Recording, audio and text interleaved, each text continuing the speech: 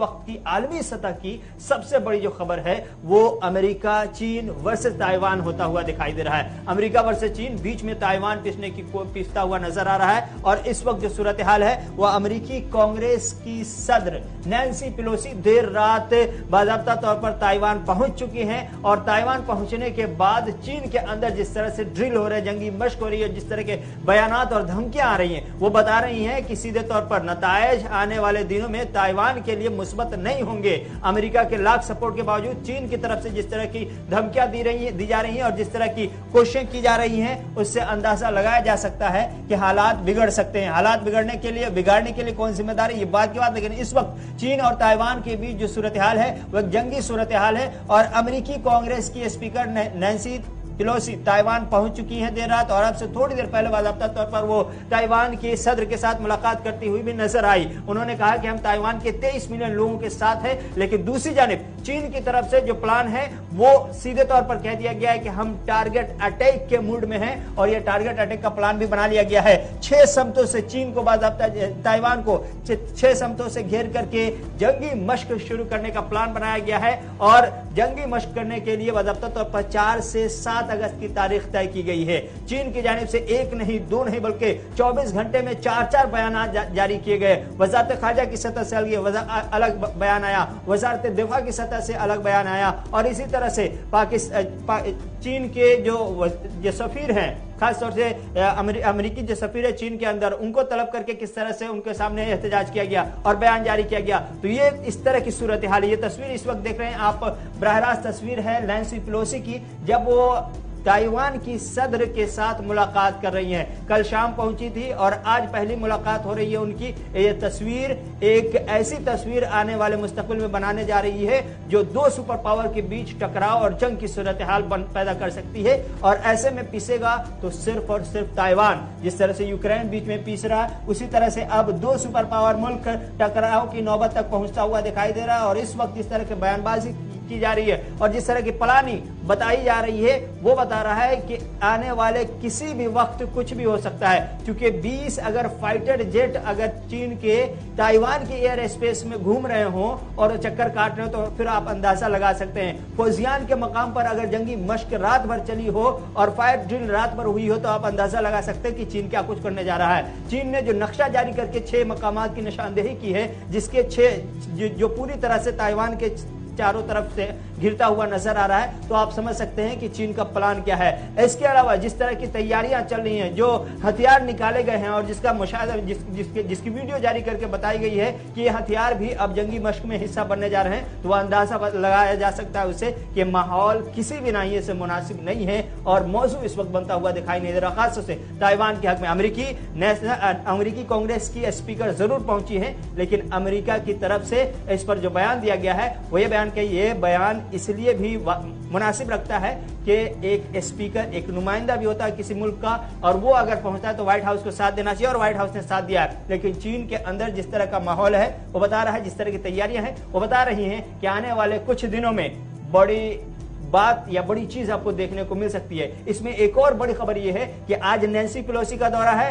आने वाले अक्टूबर नवंबर में बाकायदा तौर पर बर्तानिया के पार्लियामेंटेरियन का भी दौरा हो सकता है, लेकिन उससे पहले ताइवान के ऊपर हमला हो सकता है, ऐसा मानना है। क्योंकि इस तरह की प्लानिंग बाकायदा तौर पर चल रही है। चीन ने ताइवान के लिए फूड सप्लाई रोक दिया है, ये रात का फैसला है। और अभी सुबह खबर मिली कि और कुछ और फैसले लिए जा सकते हैं जिससे ताइवान की मुश्किलात में इजाफा हो सकता है। तो ताइवान के लिए मुश्किलात जो चारों तरफ से घेर करके पैदा किए जा सकते हैं, वो पैदा करने की कोशिश की जा रही है। और जब नैन्सी पेलोसी की वापसी हो जाएगी, उसके बाद पीएलए की जानिब से सरगर्मियां तेज कर दी जाएगी। क्योंकि 4 से 7 अगस्त के दरमियान जब जंगी मशक होगी, उस दौरान यही फोकस रहेगा, ये हिकमत अमली अपनाई जाएगी कि कैसे ताइवान को चारों तरफ से घेरना है और कैसे अमेरिका को काउंटर करना है। तो इस वक्त भी 20 सुखोई एयर स्पेस में ताइवान के जो चीनी जेट 16 हैं, ये घूम रहे हैं। और ये सिर्फ घूमने का एक ही मकसद है कि वो बता रहे हैं कि आने वाले दिनों में हालात अच्छे नहीं होंगे ताइवान के साथ। जो सूरत हाल बन रही है, जो कुछ अपडेट हैं, वो मुसलसल वक्फे से बदल रहे हैं। तस्वीरें जरा पूरे स्क्रीन पर भी दे दीजिएगा और 2-3 मिनट में हम इस खबर को कंक्लूड करेंगे जी। मामला 73 साल पुराना है, 73 ईयर ओल्ड मामला है। वन चाइना पॉलिसी चीन की है और उसके तहत वो ताइवान को अपना हिस्सा मानता है और ताइवान खुद को एक अलग जमहूरी मुल्क मानता है। और चीन के इंतबा के बावजूद अमेरिकी पार्लियामेंट की स्पीकर नैन्सी ने मंगल को ताइवान का दौरा शुरू कर दिया है और दौरे से पहले चीन ने जो इंतबा जारी किया था उससे काफी ज्यादा कशीदगी यहां पर फैली और दिफाई और अस्करी जराया ये बता रहे हैं कि जनाब ये कशीदगी जो है वो आलमी जंग की दस्तक भी दे सकता है अगर इसको सही सिमत में नहीं लिया गया। दरअसल चीन ताइवान वन चाइना पॉलिसी के तहत अपना हिस्सा मानता है, यानी ताइवान को अपना हिस्सा मानता है और चीन और ताइवान के दरमियान ये मुतनाज़ा मामला जो ये 70 साल से भी पुराना है। चीन और ताइवान के दरमियान क्या तनाज़ा है ये बड़ा इंपॉर्टेंट है क्योंकि चीन ताइवान के दरमियान तनाज़े को जानना बहुत ज्यादा जरूरी है। ताइवान जनूबी मशरकी चीन के साहिल से तकरीबन 100 मील दूर वाक़ा एक जजीरा है, एक आइलैंड है जी। ताइवान खुद को एक खुद मुख्तार मुल्क समझता है, मैं ये बार बार बताता हूं समझता है क्योंकि चीन अपनी दस्तरत वहां पर मान रहा है। इसका अपना आईन है, ताइवान में अवाम की तरफ से मुंतखबा हुकूमत है और इस वक्त चीन कम्युनिस्ट हुकूमत ताइवान को अपना मुल्क का हिस्सा करार देती है। आपको याद होगा कि 5 फिंगर वाले मामले में भी भारत के साथ कई तनाज़ात है लेकिन इस तरीके का दावा कहीं पर नहीं है जो खुलकर है, लेकिन यहां ताइवान में खुलकर दावा है और चीन इस जजीरे पर दोबारा कब्जा करना चाहता है। चीनी सदर बिनजिंग ने कई बार इस मामले पर गुफ्तगू की है और इतिहाद पर भी जोर दिया था, यानी जो इतिहादी जमातें चीन के साथ है उन पर यह कहा था कि न तारीखी पस मंजर में आप देख लिए तो यह जजीरा हमारा है, इस आइलैंड पर हमारा कब्जा होना चाहिए और वन चाइना पॉलिसी के तहत यह हमारा है। लेकिन जब से चीन और अमेरिका की आपस में ठनी है कोविड के बाद, तो उसके बाद ताइवान को कहीं ना कहीं अंदरूनी सपोर्ट अमेरिका की तरफ से दिया गया, कई बार खुलकर और कई बार डिप्लोमेटिक लेवल पर, और आज का ये जो सपोर्ट है ये डिप्लोमेटिक भी है और खुलकर भी है। अगरचे अमरीकी दफ्तर खारजा इसे काफी लाइटली ले रहे हैं। कल तक ये कहा जा रहा था कि जनाब हिस्सा नहीं बनेगी जी, जब साउथ एशिया जाएंगी तो ऐसा नहीं बनेगा, लेकिन अब हिस्सा है। आपके सामने तस्वीरें हैं, स्पीकर जो हाउस की वहां पर है वो भी थोड़ी देर में बोलना शुरू करेगी तो आपको दिखाएंगे। अमेरिकी स्पीकर के दौरे से क्यों बौखलाया चीन, ये भी बड़ा इंपॉर्टेंट मामला है क्योंकि ताइवान की हिफाजत के लिए अमेरिका ने ब्लैक हॉक हेलीकॉप्टर समेत फौजी साजो सामान फरोख्त करना चाहता है, वो बल्कि कर भी दिया है। और इस समंदरी जजीरे के अंदर अमेरिकी मौजूदगी जो है वो चीन के लिए एक बहुत बड़ा दर्दिसर बन सकता है, इसलिए वो लगातार इसकी मखालफत भी कर रहे हैं। तो 70 साल तनाजे में अब ताइवान का क्या होगा ये देखने लायक होगा। लेकिन थोड़ी देर पहले अब जो नैन्सी है उनकी तरफ से बाज़ाब्ता तौर पर ब्रीफिंग की गई है। क्या कुछ कहा गया फटाफट से सुनाइएगा ताकि हम दूसरी खबर की ओर आए।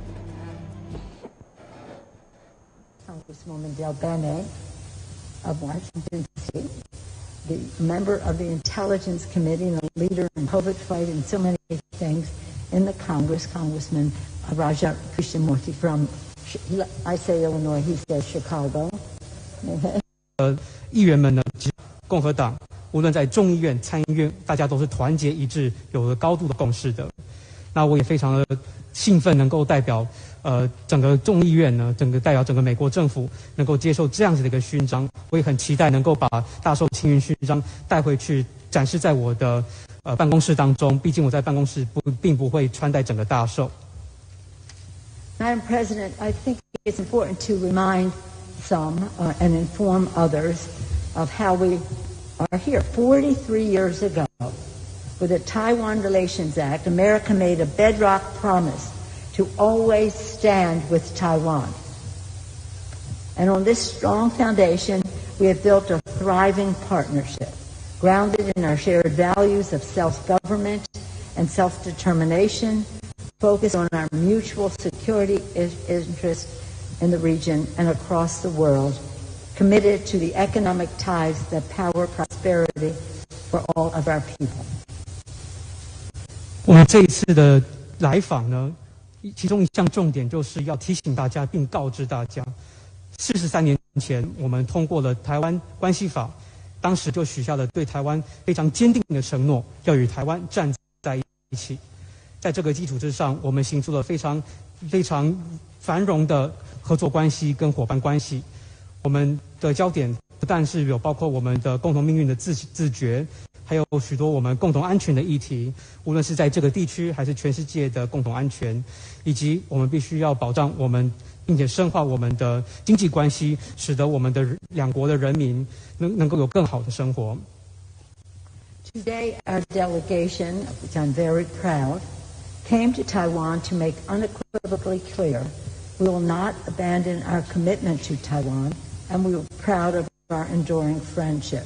And may I mention, सुन रहे थे, अभी ये चल ही रहा है तो बाद में हम आपको और भी बताएंगे क्या कुछ है, लेकिन जो अभी लाइव ब्रॉडकास्ट में हम सुन रहे थे वो ये था कि जनाब 40 साला जो मुआहिदा अमेरिका और ताइवान के बीच में है, जो डिप्लोमेटिक टाइज हैं उन्हें और ज्यादा मजबूत किया जाएगा और हक खुद इरादियत से लेकर दीगर तहफ़्फ़ुज़ात जो ताइवान के हैं उसे बरकरार रखने के लिए अमेरिका अपनी भरपूर हिमायत देने का ऐलान कर रहा है। तो चीन जो वन चाइना पॉलिसी के तहत बात कर रहा था और अमरीकी सफीर के नैन्सी के दौरे से पहले वजारत खारजा जो है अमेरिका का, उनकी तरफ से ये कहा गया था वन चाइना पॉलिसी के खिलाफ हम नहीं है जी, वहां उनको भी राजी रखने की कोशिश, यहां ताइवान को भी राजी रखने की कोशिश। लेकिन अब देखना होगा कि चीन का अगला कदम इस हवाले से क्या होगा। लेकिन माहिरीन ये मान रहे हैं कि आने वाले दिनों में कुछ बड़ी तब्दीलियां जी वो आलमी मंजरनामे पर देखने को मिल सकती है। इस पर हमारी नजर रहेगी जी, थोड़ी देर में और क्या कुछ ब्रेकिंग वहां से खुलकर सामने आएगी आपको जरूर अपडेट करेंगे। अगर कुछ